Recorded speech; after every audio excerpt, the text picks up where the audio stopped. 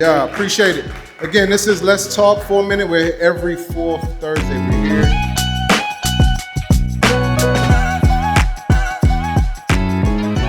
All right, so who we have on stage right now?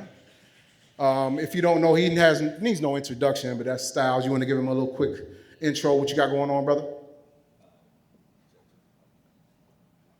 That's all good. We got you. We got you all day. It's our first feature commentary. And by the way, I didn't even get to introduce myself. I'm Maintain, Maynetayn, Maynetayn on social media. First, y'all, how much time are you willing to sacrifice with your kids or relationships for success? How much time are you willing to sacrifice with your kids? All right, so who has something to say about this? We got some people that are business owners that work 9 to 5, also work another 40 hours on your business. For success. You got something? Let's go. So my name is Mingo, and I run a company as well. I run a media company, and I have an actual show. And I spend a lot of time building my business. I'm married, I have kids, but I do not spend a lot of time with them because most of my time is traveling to LA, coming back to Charlotte, going to New York. So I do miss a lot. But I try my best to let my wife understand that in order to grow, I need to work. She doesn't work, so everything falls on me. So because of that, when you are that type of man, I believe you do have to sacrifice a lot of time, especially family time with your kids. Amen to that. What's going on, everybody? I'm Daytrail, a Louisiana native, and I would say on the, topic at hand, I'm not gonna say as much time is necessary to be success because you gotta find a fine line between that and healthy relationships. But yeah, to be successful, like my guy up there said, it's gonna take a lot of intentionality and a lot of focus. So as long as you guarding your focus and you're intentional, it may be 6 months, it may be a year, maybe two, but you just gotta find a balance in it all. But sacrifices are necessary to get to where you need to be to provide and, make things happen. It is a fine line between sacrifice and playing yourself. I'm coming from the mama's standpoint of sacrifice. I am a socialite. I've had socialite for, it'll be 10 years next year. So I know what sacrifice, thank you, what sacrifice really means as a mother. And my sis, Mickey Blends, also does as well. We've had our talks. And sometimes you have to turn down those events and say no because you need to spend time with your children because it starts looking good when you're booked and busy. But then when your children start getting in trouble at school and they start acting out, you're trying to figure out why, because I'm getting all this money and I'm giving you everything that I didn't have. Sometimes we have to sit back and be like, okay, let me slow down a little bit. I'm gonna have to say no to this next email. I'm gonna have to say no to this next DM. I'm gonna have to say no to this next text because my children matter more than anything. Also, when you talk about relationships, if you are not gonna be an assistant, I don't need you in my space. And Mr. Socialite understood that, and that's why we are still together. It'll be 9 years in March.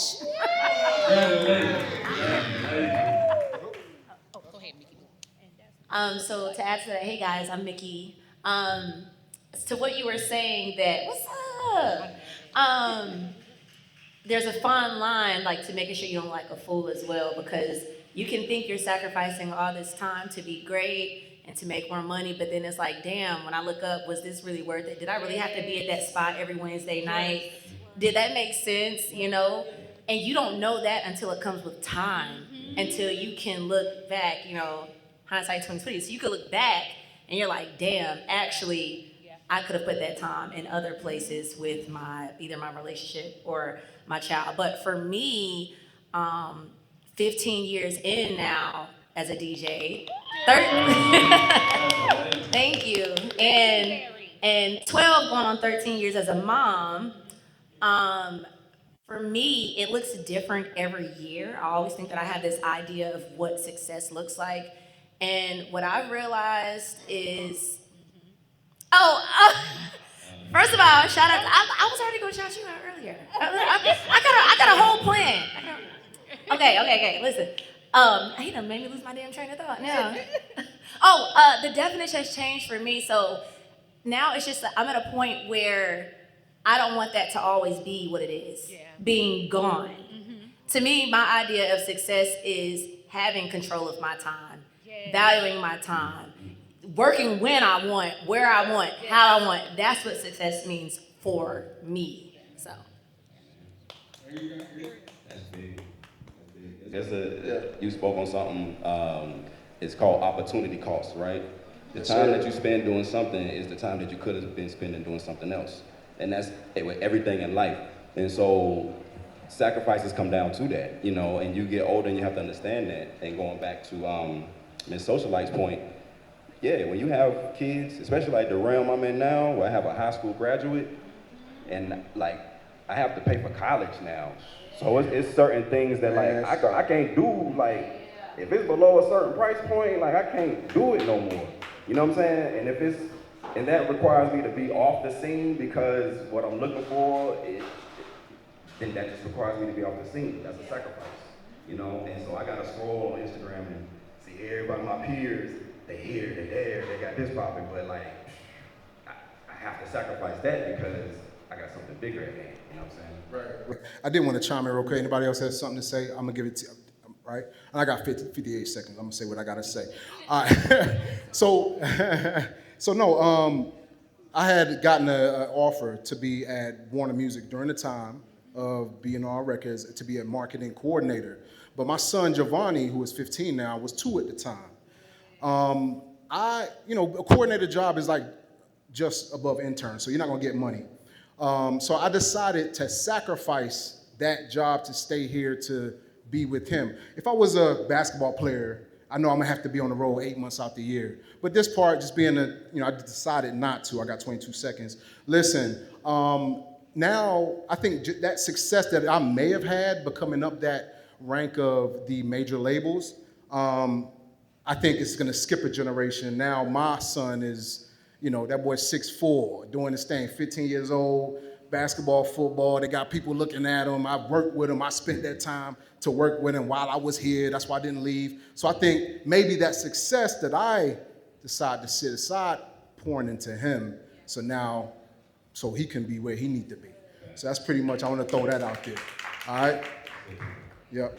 Yes. All right, y'all. We're gonna have another topic coming up, but in 5 minutes. So in the meantime, network with someone you don't know, grab a drink. Let's vibe.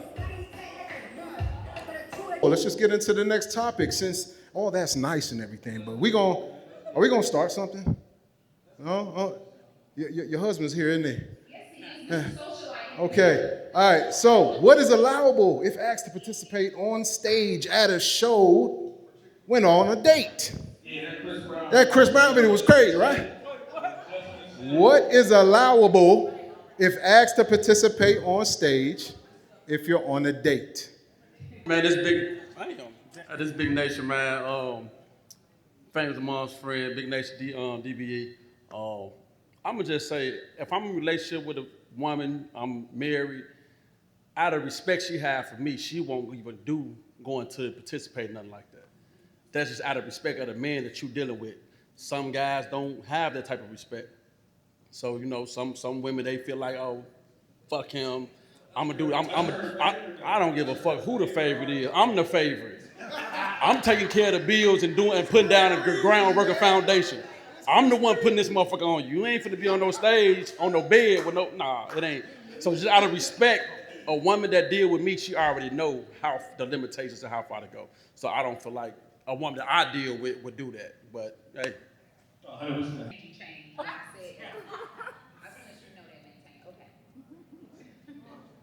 Hi, my name is Jasmine.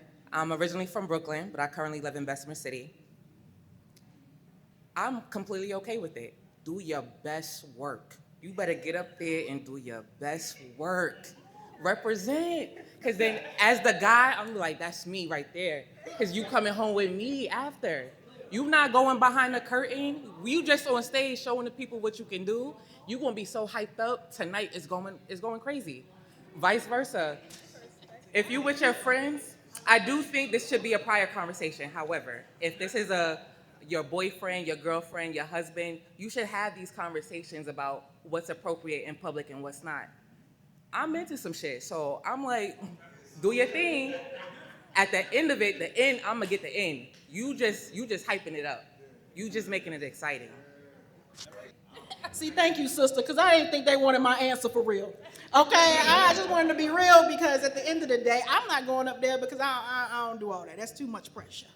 Right? Now, if he going up there, it depends on who it is. Is it Janet? Is it Victoria Monet?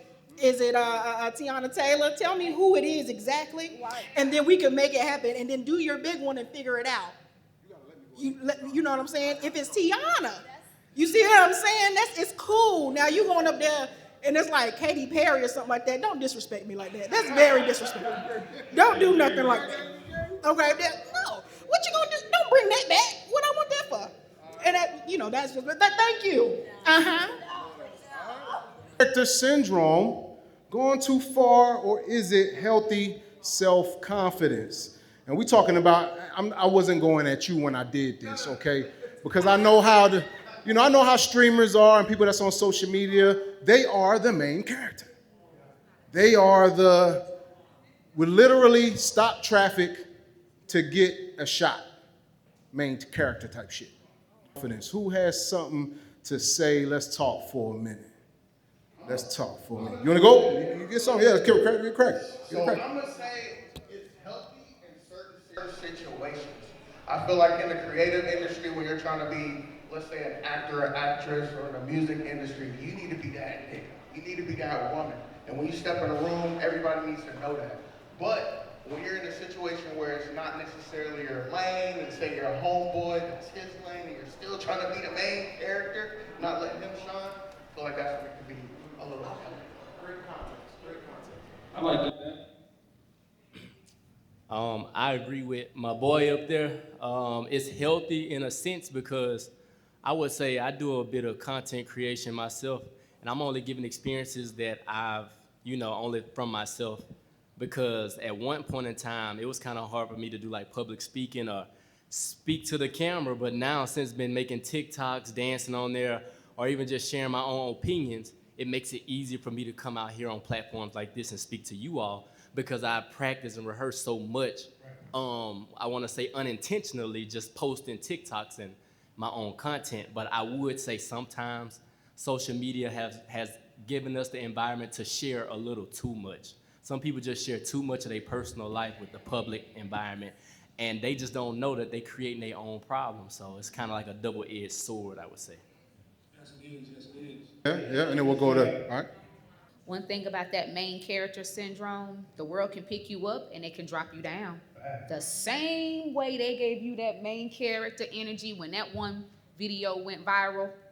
If something happens to you that you don't want everybody to know about, they're gonna drop you just like that. For me, this topic is a two-edged sword because I also have a nonprofit that talks about social media trauma, cyberbullying, digital wellness, digital boundaries. So I understand both sides of the spectrum of what happens with people's mental health when they do get that main character syndrome from people that really don't know who they are. When the camera go off and you go in and put your bonnet on and people don't know who you really are and you just showing out for the camera and you're not really being who you are. So this topic is like a two-edged sword for me. So yeah, it's all about boundaries at the end of the day. It's all about boundaries. I'll just be real quick. I just look at main character syndrome kind of the same way I look at ego. I hate ego, but I've realized like in the industry, you have to have it as a means of like putting on, performing, entertaining. So I feel like it's a space of survival, and you should only pull it out when necessary, but it should not be your life. You shouldn't thrive off of ego and main character syndrome. I feel like it's there for a reason. Like I said, if an actress or someone walks into a room, own that shit or whatever. But as far as that being your way of life, that ain't it. Right. Blend. So let's get going with this next topic. Number 7. All right. Ooh, count it. Ooh, that's that A word. Some people stumble on that quite a bit. All right. What does accountability in friendships look like in real life? And shout out to my homegirl. Hey, where you at, Cookie? You see, Cookie. She the one that come with this question. So, what does accountability in friendships really look like? What do you let your friends get away with? What do you not let them get away with? Hey, man, we got a crazy accountability friend group, man. Like this, we don't play games at all. Like we hold all ourselves accountable for everything that we do because we know what I do reflects on him. What he do reflect on me.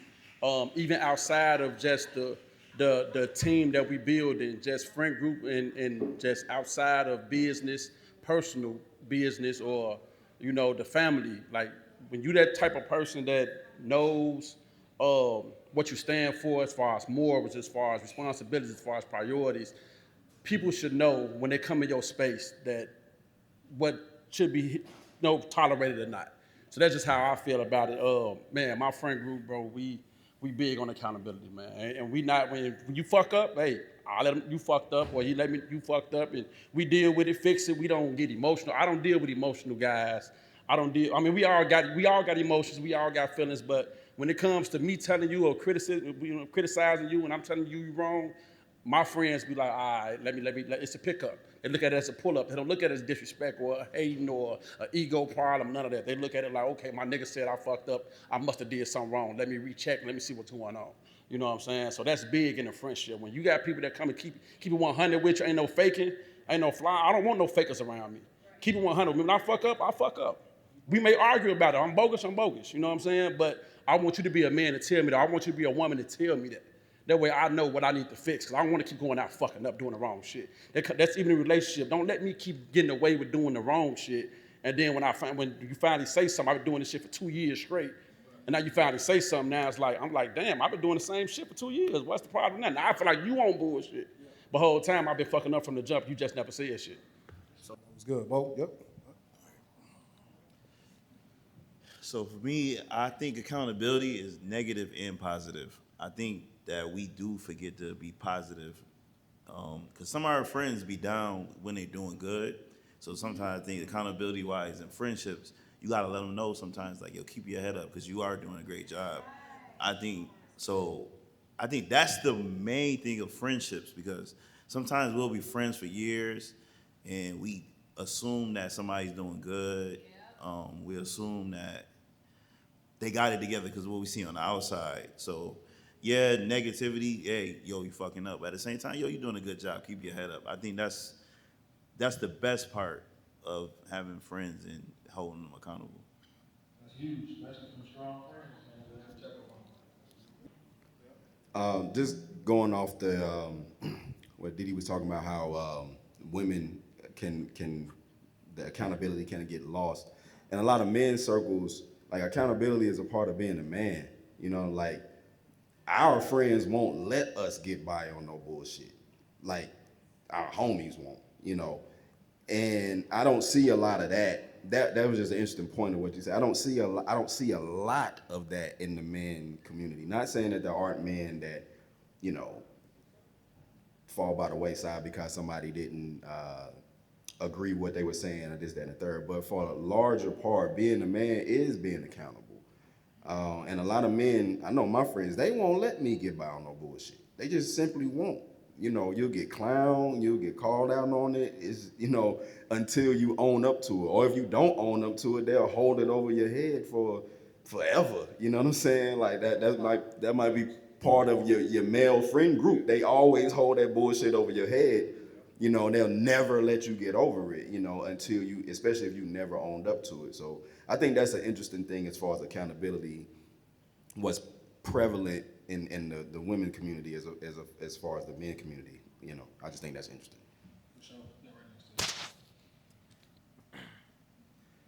I would say accountability in friendships, and I would say me being close friends with males and females. Like somebody said, it's the delivery more so for women. Like with any one of these guys right here, we ever had a drink or we hanging out, we end up being cool. I could tell my man in front of me, like, hey, bro, you getting big, man. You got to get in the gym or something. Or you tripping, like you slacking or whatever. You've been chasing too many women. You need to fall back. He gonna take it as a badge of honor. Like, yeah, you paying attention. You know I don't move like this. Appreciate it, big dog. But if I was to tell my female friend, hey, you've been entertaining a lot more guys than usual. Like you usually, you talking about you focusing on yourself, but it seems like you giving your energy to somebody else, examples of stuff. And you don't know what I know. So it's kind of like, I'm grown. I be wanting to tell a couple of my friends, man, hey, baby, to focus on yourself. That's the, okay, this, off this, women, what's the safest way to tell your homegirl that, okay. But to my point, like it's a softer landing with women than men. And us as men, what we need to understand is with a lot of women, they don't want to be fed the solution. Most of the time, y'all know the answer to it. Y'all just want to be heard at the end of the day. So just being a listening ear for a lot of female friends be the key to a lot of their problems, I would say, with accountability. And mention that because it is a lot of guys out here that do be around dudes that don't take care of men business. I hang around grown men. I don't hang around kids. So all my friends in my friend group, we all stand on men business. That's a part of your morals as a man, to take care of what you brought into this world, period. So if you in the club popping bottles and your motherfucking son needs some new shoes and you ain't took care of no, you bogus. You can't come around me with that shit. Your baby mama on Instagram doing too much, or she saying you ain't taking care of your business, but you in the club, the strip club, no, we ain't doing that, homie. You got some things you gotta go take care of. All my friend groups, all the guys I'm around, we stand on man business. You know what I'm saying? So yeah, that's. I think that as I've gotten older, you don't bum dudes are a liability, you know. Because they bring other drama with you. So like, if you're a man and you have a bum friend around you, he's gonna be a liability. All right, so well, Mickey Blanks, you're gonna have the last word on this, and then let them know what your next gig is and where they can find you, all that good stuff. Last words. Oh yeah, shout out to everybody. Y'all had some wonderful points. But yeah, once again, my name is DJ Mickey Blends. My Instagram is MICKI Blends. Let's get it. All right, y'all, we got another 5 minutes or so before we get into our last topic. Are men expendable to women that got it on her own? She good. I don't need a man. Okay, who got something to say? There's some women in here making some good money now. What we talking about? All right. You got something. Here we go. Big Sauce. How y'all doing? What's going on? Hey, how you doing? Yeah. So I will say there's like, I like what you said. You definitely are an outlier. I'm just being real. Because in my experience, what I've seen with ladies who are very dominant in their career and everything, that they have become the men that they want. Yeah. Like, I got my money this. I got this together. You know what I'm saying? What do I need you for? And then you go in this endless loop of looking for a man that is better, right? And you're limiting your options because you are already of that upper echelon, right? So now you got this limited amount of men because you don't want somebody who makes more than you. You make all this fucking money and shit, right? Which is cool, but then like, you don't know if them niggas like you or not. So now that limits your options some more. So now you're sitting there looking at all these niggas that you want and they don't want you because they don't give a fuck about your money at all. I like that perspective. I love that perspective. Hey, man, we're giving perspectives, y'all. Just listen. You ain't got to agree. I'm going to go here and I'm going to come in. All right? Okay. I have a thought on this, okay? I think that sometimes, I'm not saying y'all over here, but sometimes men have an issue with women who also live like a rich nigga. Now, what I mean by that is that when you get it and you get your money, and there's a lot of women who want to approach you, rich, Broke, stripper, doctor. You like, give me all of them. When a woman does the same thing, it seems like it's a problem. What I would love for us to do, especially in the Black community, is to be a better person within self and not think about money first. Because if we're talking about being a good person and do we vibe, do we work as a couple, are my flaws benefited by your presence here, right? But when we start thinking about money, oh, she make a lot of money, so she ain't gonna want this, that, and the third. You don't know what she want. You know, oh, he make a lot of money, he gonna want this type of girl. You don't know what he wants. You know what I'm saying? So I don't think it's really about when you say, oh, is a man expendable to a woman with money, it should be vice versa, right? We need to think about that a little bit more versus just thinking, okay, a woman should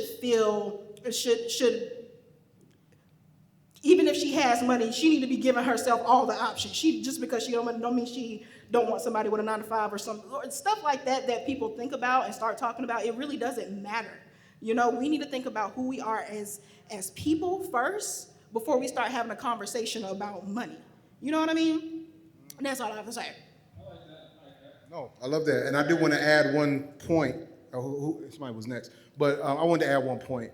Y'all know Ebony K. Williams, millionaire lawyer. She's doing her thing, right? I think she was married. She got divorced. Said she's going to take care of a kid by herself. Now she said, you know what? I want to be married again, and I don't want to raise a child by myself. And I think she's kind of lowered some of her expectations as being a millionaire lawyer, because she, I think, got out of marriage. I think that man was expendable to her. And now she's no longer married.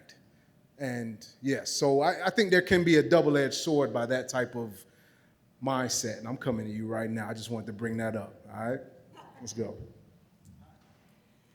Oh, man.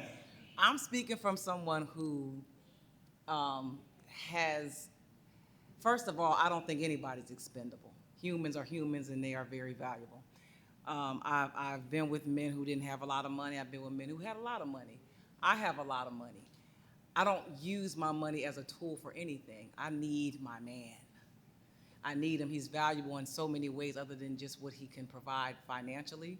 And I think we have just come into an era where people are just, they think that people are replaceable, and they're not. And the biggest issue is that people are attracted to people that don't want them. And that's why they feel like they can just replace them. You gotta go for the person that wants you. Because if you don't, then you're gonna feel like their money is being used against you, or their power or whatever they have is being used against you because you feel less than. I was with a guy who was extremely jealous of me and my success, even though I was literally pouring hundreds of thousands of dollars into his success, his career, whatever he needed, whatever he didn't have to work, he didn't have to do nothing. Whatever you need me to do, I got you. I want you to know that I am supporting you, but it wasn't enough. No matter what I did, it just wasn't gonna be enough. And I had to learn the hard way, bitch, stop. Because it don't matter what you do, he ain't gonna accept it. I was at the wrong goddamn address. So I don't care how much money I have, I need my man. And that's just what it is. And he will never be expendable, because there's certain things that men can pour into me. I didn't have a dad. There's certain things that he can tell me that I never got, that I absolutely needed that nobody else could give me.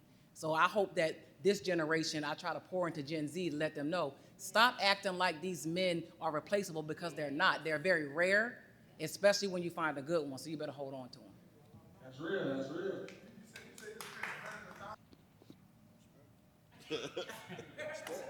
Oh man, me and him was just talking about this. That's crazy. So for me, do a man making money make him a man? That's the question. No, right?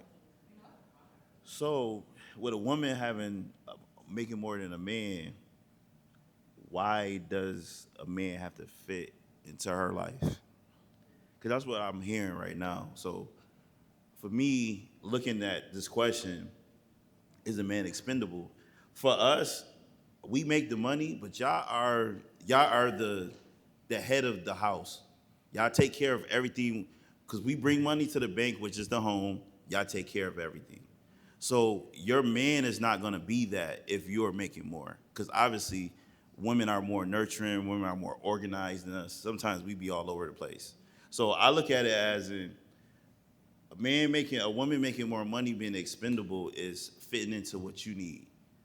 Because if you are making that salary, most likely he's not making that salary. Because if he's making the salary and you not getting time, you're not getting sex, because we're grinding. When we grind, we don't know nothing else. And like y'all said earlier about spending time with our families, that's more important too. So if you are making money as a woman, a man is definitely expendable because he's actually being the opposite of what you need him to do. Because when we make money, y'all definitely take care of us.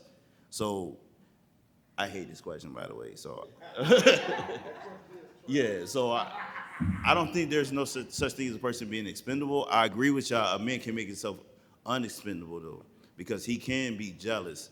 I never met a man like that, but I've heard of men like that. But at the same time, I feel like he said, when y'all do make money, y'all tone do get a little bit different. Y'all feel like y'all can say whatever because you making some money. I experienced it, so I will tell you that. It's perspective. We're not here to rebuttal. It's their perspective. All right? So we're going to experience. And I got you coming over. I'm coming back. Yep. So before I say this, let me preface this by this. This is not an excuse for mediocrity. Before I say this, but ladies, in certain aspects, you gotta give niggas some grace. God damn it. Cause like I hear when y'all talk about how maybe the guy isn't confident or he's jealous or something like that. It might not even be none of that shit. It might be the fact that we, from birth, we got that pressure on us. We're supposed to provide. Like as soon as we come up, that's like, hey, you gotta provide, you gotta do this, that. And nigga, it's hard out here. Nigga, eggs is $10. Nigga, gas is $5. What the fuck? You know what I'm saying? So like, and I hate when I be on social media and it be like, oh, I said, here's the thing, here's the crazy part. Everybody is struggling for the most part, but men the only one that get shamed for it.